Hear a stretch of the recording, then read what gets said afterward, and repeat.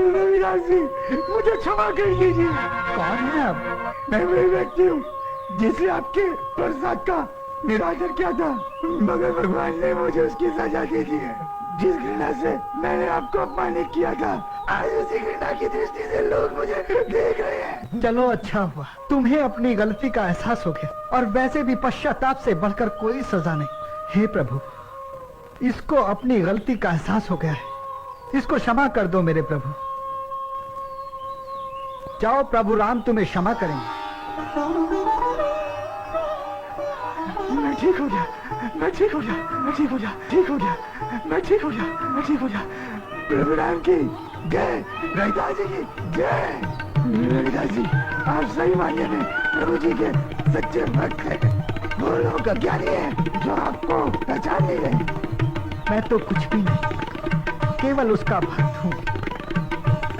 चल बेटा चल।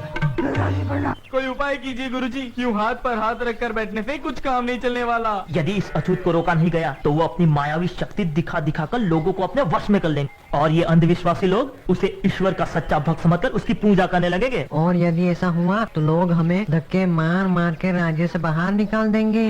मेरे होते ऐसा कुछ नहीं होने वाला, क्योंकि मैंने एक ऐसी योजना बनाई है कि वो शूद्र अपने सारे मायावी चमत्कार दिखाना भूल जाएगा। और वो योजना क्या है, जरा हम भी तो सुने। तो सुनो, हम महाराज के पास जाएंगे और उनसे कहेंगे कि वो शूद्र अपने आप को सच्चा भक्त बताता है, तो इसका प्रमाण वो राज्य के भरे दरबार में दे। पर क्या महाराज हमारी बात मानेंगे? उस शूद्र ने तो पहले से ही कंगन देकर महाराज को अपने वश में कर लिया है। महाराज को हमारी बात माननी ही होगी, क्योंकि बात जब राज्य, धर्म और प्रजा के हित की हो तो प्रजा की ही बात माननी पड़ती है। पर हम महाराज से कहेंगे क्या? हम महाराज से कहेंगे कि वो शूद्र रविदास अपने झूठे चमत्कार दिखा दिखा कर लोगों को गुमराह कर रहा है, और ये सारे चमत्कार हम ऊंची जाति के लोगों को नीचा दिखाने के लिए कर रहा है। और यदि उस अछूत ने अपने आप को सच्चा भक्त साबित कर दिया तो?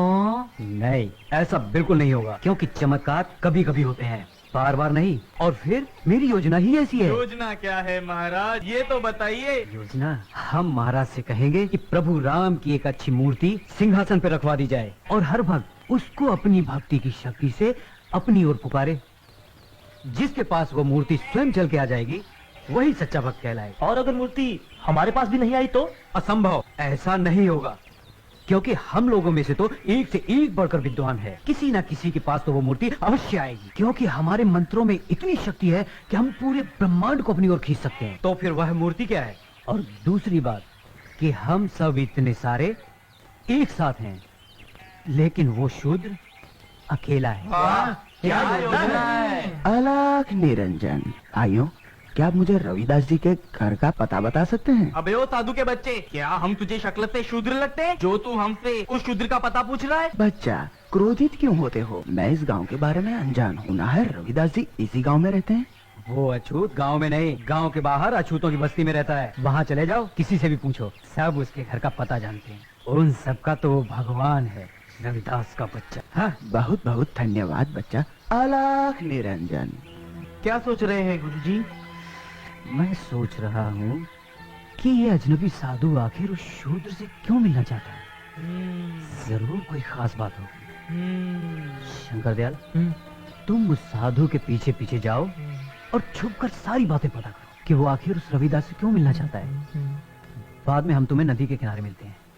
अलख निरंजन, रविदास जी, ओ रविदास जी। कौन है भाई? आया, अभी आया। प्रणाम महाराज। महाराज, आप कौन हैं और मेरा नाम कैसे जानते हैं?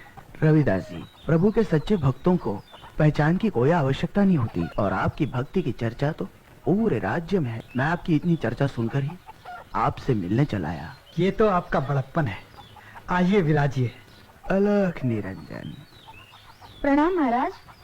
लीजिए महाराज जी, पहले कुछ जलपान ग्रहण अरे अरे कीजिए। भाग्यवान, तुम ये क्या कर रही हो? भला महाराज हमारे घर का जलपान कैसे ग्रहण कर सकते हैं?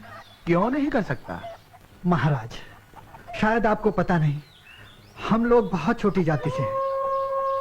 ये तुम कैसी बातें कर रहे हो रविदास जी?